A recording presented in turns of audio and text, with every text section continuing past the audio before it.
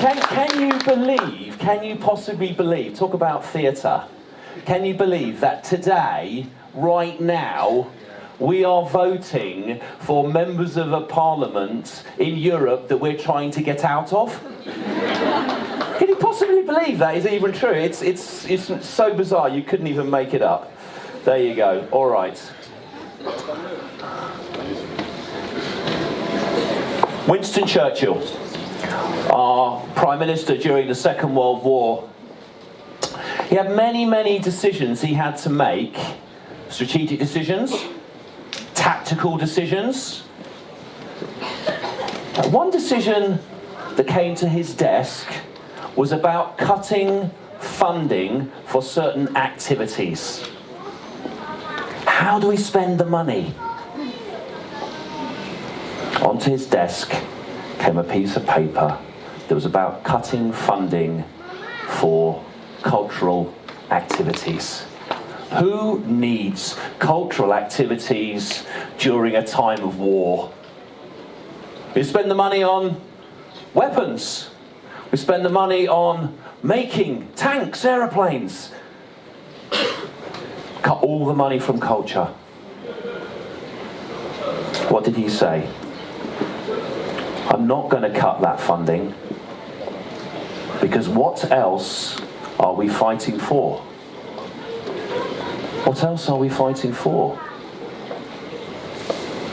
Our culture, our pride, our sense of ourselves. If we're fighting a war, what are we fighting for? To be ourselves. The funding wasn't cut. There was still a time of war. There was still concerts. There was an amazing activity, which was that all of the paintings were taken out of the National Gallery. And they were all taken off to a Welsh mine, down into a coal mine, and they put all the paintings and then kept them there. And then each week, one painting would be brought out of the mine, transported back to London, and placed on the wall at the National Gallery, just one. And everyone would troop past and just see that one painting so they could still see beauty.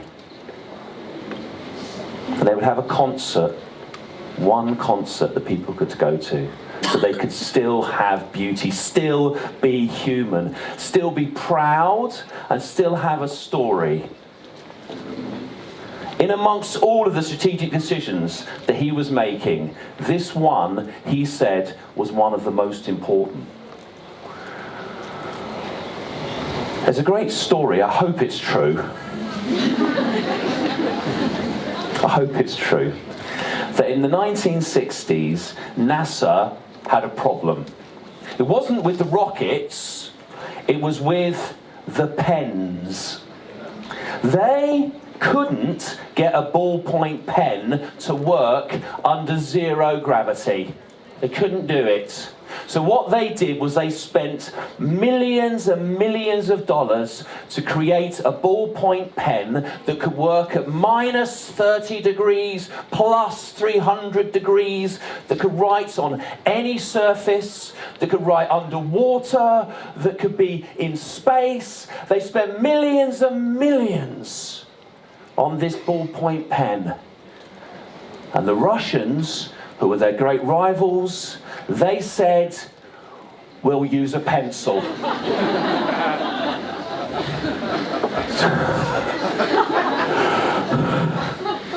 Talk about the wrong strategy.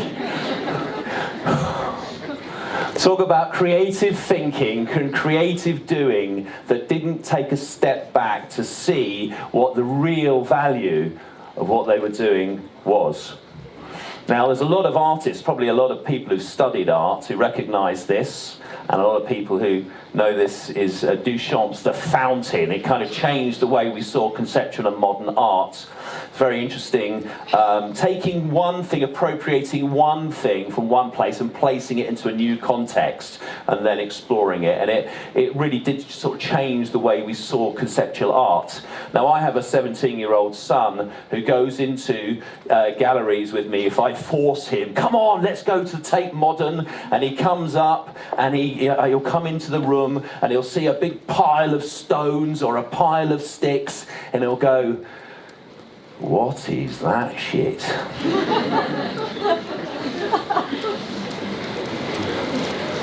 But then I'll say, well, it's a story.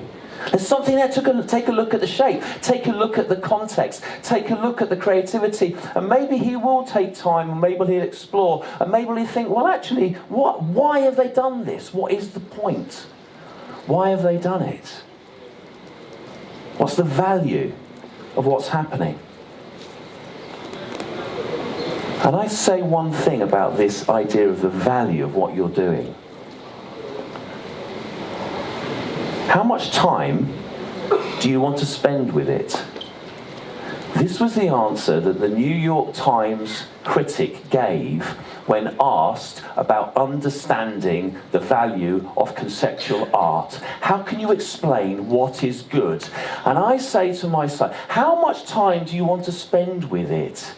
How much time do you want to spend with it now and tomorrow and the day after and the day after that?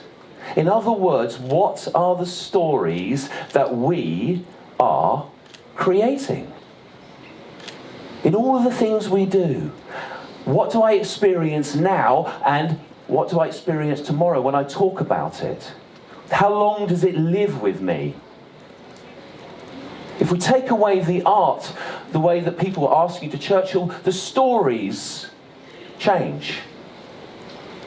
The sense of beauty is taken away. So, yes, my son may think that's just a pile of sticks, and absolutely, maybe.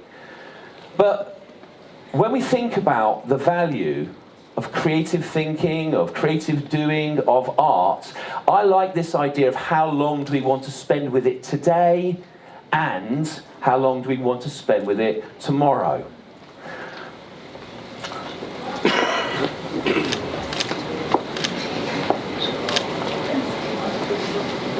Recognise this guy. Came straight after urinal in my presentation. Sorry, Steve. What is the value proposition? That's what we're all about. What is the value of that work of art? What is the value of the pencil? What is the value of the painting that comes out of the Welsh mind? And for Apple, what is the value proposition? We create something that has value. The value proposition is the benefits we give someone, yeah, minus the cost or effort. The value, benefits minus cost or effort. Now, the value proposition here is the experience itself. That's the value proposition of Apple. It is the experience, is the product. It's the experience of you. There are possibly better products in sense of technology, but it's the experience of being using that product that creates the stories, that creates the value proposition. That's what's very, very exciting about it. Just listening to the last talk, Pierluigi's talk, very interesting. This quote from Steve Jobs I find totally fascinating. When asked about developments of products, when asked about what they were, why they were developing certain products, he said this: people don't know what they want until we've shown them. Wow. People don't know what they want until we've shown them. Once we can show them these new possibilities, these new ideas, then we get a reaction, then we get new stories, and we get new dynamics. People don't know what they want until we've shown them. Now, that is a beautiful product. That's a beautiful work of art. That's a beautiful painting. That's a beautiful piece of music. And in sport, there is also beauty. There are also stories. This is Wayne Gretzky, one of the greatest ever ice hockey players. And when he was asked why he was so good, he said this: because I skate to where the puck will be, not where it is. A sense of creative thinking causing creative doing. I'm thinking differently. I'm looking forward into new space. And when I go into that new space, things can start to happen. People react. People don't know what they want until we've shown them. How long do you want to spend with something new and innovative? One of the definitions of creativity, as given by Einstein, was intelligence having fun. Intelligence having fun, combining new ideas, converging new ideas, divergent ideas, intelligence having fun, thinking in a fun way about what's out there, what's possible. Gretzky's looking into this new, beautiful possibility of something new. Going into a space and then bringing people with him. As he goes into that space, so people pass the puck to a space they didn't know that existed. One of my favourite definitions of creativity versus innovation, if creativity is intelligence having fun, then innovation is creativity that leads to an invoice. Yeah, something real, a product. Yeah, we do a lot of creative thinking, a lot of design thinking, a lot of brainstorming, but then we want to ultimately think about the invoice. That's the creative product, yes? And I worked a lot in sports as well. I worked with Liverpool Football Club for many, many years. The reason they're so good is entirely down to me. And I had the privilege of working on a lot of the communication, and it's very interesting. When you're in the tactics room before, you can all see, and I know you guys are big basketball fans, and you get it in football and basketball. You get the tactics boards, yes? And they lay out the strategy. That is the strategy. But when you get onto the pitch, when you get onto the ice rink, the strategy framework is still there, but actually it's the artistry. It's the individual in the moment with the flair to make things really, really come to life, to create that moment of beauty. They call football the beautiful game. Conversely, some people say, we like to win ugly. We like to win ugly. Anything to win. 1-0. We like to win ugly. Well, actually, ultimately, really? You want to win ugly? Where's the beauty? Where's the reaction? Well, the reason that Liverpool right now is such an interesting team to watch is, as well as winning, they are beautiful. The flair, the dynamic, the artistry of the individual. Create the context and the framework for people to show their flair, to go into the new spaces. And this is what's really, I think, is very interesting about the idea of creative thinking. You create something, and creative doing when things actually come to life.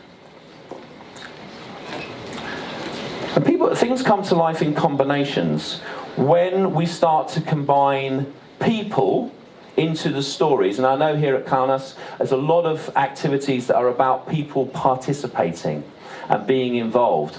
And when we think about creativity and creative doing, I'm very interested in this pile of wood not being necessarily static, but building the story. We heard Luigi just talking about this earlier.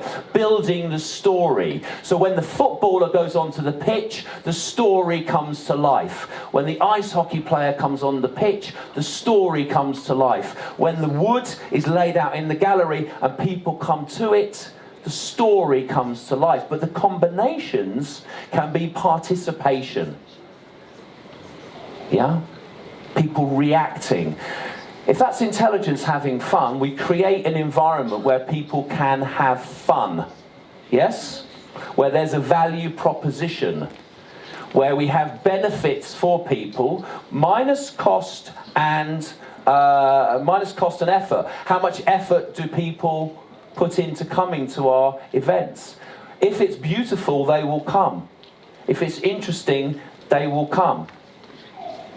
If it's accessible, they will come. And the stories themselves will be built. People getting involved, combinations. If creative thinking is about combinations, then creative doing means that we can combine people with our products. Those people who are here from business understand the value proposition. Something that people want. If you get the right cost and the right benefits, then people will engage, even if they don't know what they want until we show them. People don't know what they want until we show them. Controversial statements, I know, but very, very interesting. There they are. I take all the credit. The reason I talk about sport as well, because it is art in a way, isn't it? It is artistry. It can be so beautiful and so dramatic.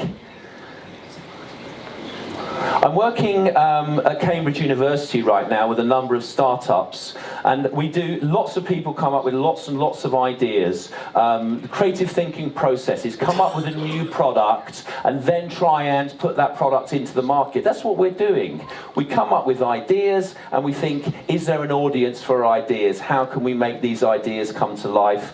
How can we create the stories? This product is called EcoSense, and it's a product that PhD students came up with in Cambridge, which essentially are monitors that go into the soil, which monitor the soil and then send all the data directly to people's iPhones. Well done, Steve, he's still going. Yeah? Okay, I know the iPhones are a little bit of a problem, but it's going to be cheap technology. The creativity was driven by the cost. Yeah, so on that equation of value proposition, the cost was going to be very, very low, and the benefits were going to be very, very high. Yeah, so the information about the soil goes to the Indian farmer. They get the information on their iPhone. Okay, and the statistic is there are more iPhones in India than there are toilets. We understand that. We appreciate that. It's a challenge for society, but it's true. And that information then changes the way they are able to operate as farmers, because they get new information. The value proposition is enormous. So cost means that it works well. People take it on board. The cost of this should make sure that people are engaged. The cost of our art as well, in terms of benefits.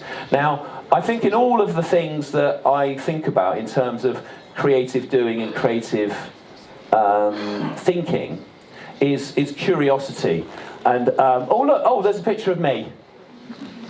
You can't have a theatre director and an artistic director do any talk without showing a picture of themselves at one stage.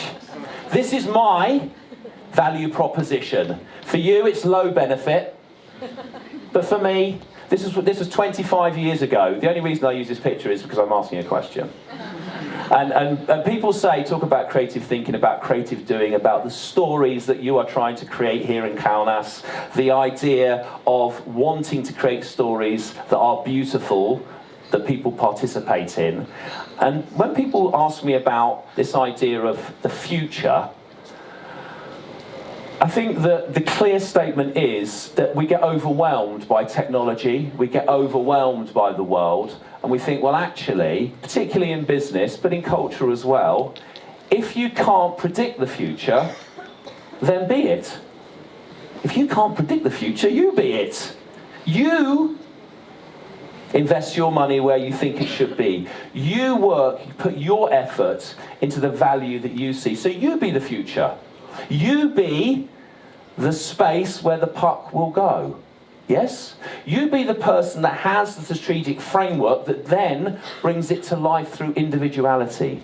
You be the future. I want to show you a little video, which is my all-time favourite video. I hope you can see from there. And if we can move it across. If I press click, it'll go, yes? People are waving at me, just yeah. Okay, here we go. All right. At a jungle hut, this female finds a saw.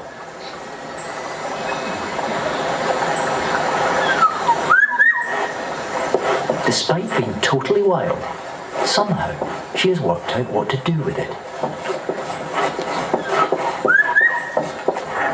Like us, Orangutans have an opposable thumb that allows them to grasp and handle objects with precision. Over 20 years ago, a rescue orangutan learned how to saw by watching people constructing the huts here. But this is a totally different and wild orangutan. She seems to take pride in her work, even clearing away the sawdust.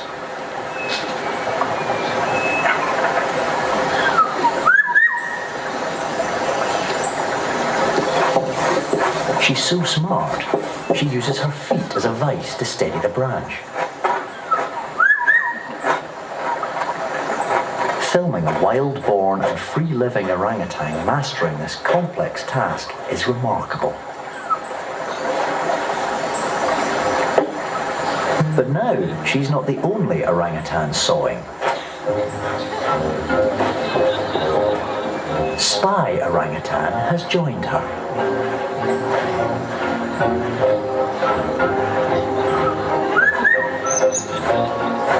It seems to be bringing out a competitive streak. She's becoming even more enthusiastic.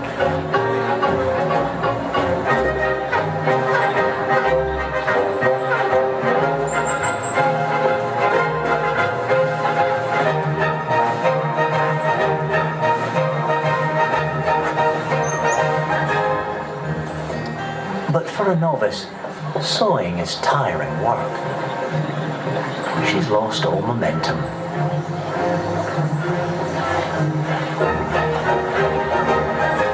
Then, finally, calls it a day.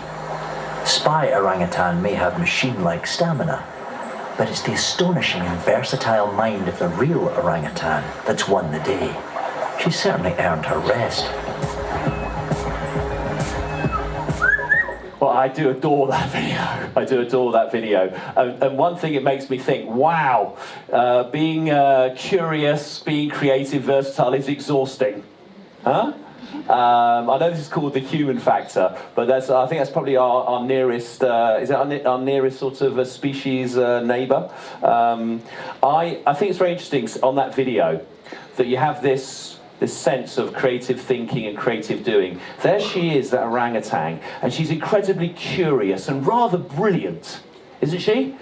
But unfortunately, she's got some sense of objective, which she's copied, but she hasn't quite got the task objective, hasn't quite worked out what is the task.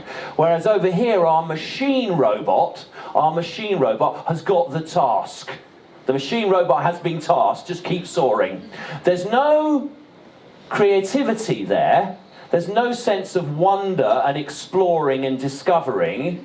There's no story being created. There is just task. And here is something beautiful and versatile and hugely interesting, but without the objective. Without understanding the objective. And somehow we have to combine these two ideas of creative thinking and curiosity and creative doing with task and objective. And that way we start to build our stories. That way we start to build our value propositions. And that way we start to find beautiful and wonderful choices, whether it's the pencil, whether it's the puck, whether it's the footballer, whether it's the participatory engagement. We start to build those beautiful and simple stories, sometimes that people didn't even know that they wanted to be a part of. Yeah? And we look for stories that can last for a long time. So creativity is a topic we can talk about forever, but for me it comes down to combinations and what are we combining and who are we combining to be effective, and what is our value proposition, what are the benefits of what we are trying to do, so that we can create stories that people will talk about today and tomorrow and the day after. Back to Churchill. He had two of my favourite Churchill quotes to finish up. One was a famous one where a lady in the Parliament was so angry with Mr. Churchill. She was so angry with him because he was so determined to do what he thought was right. She was so angry with him that she stood up in Parliament and said, "Mr. Churchill, if you were my husband, I would poison your tea." And he said, "Madam, if I was your husband, I would drink it." And finally, he had a wonderful quote, which is that Churchill always says that he loved the idea of learning, but he hated being taught. So I don't know if I've taught you anything, maybe a few little things of learning and ideas to spark as a catalyst towards how you build your stories and what your value proposition is as creative people. Thank you very much. Thank you.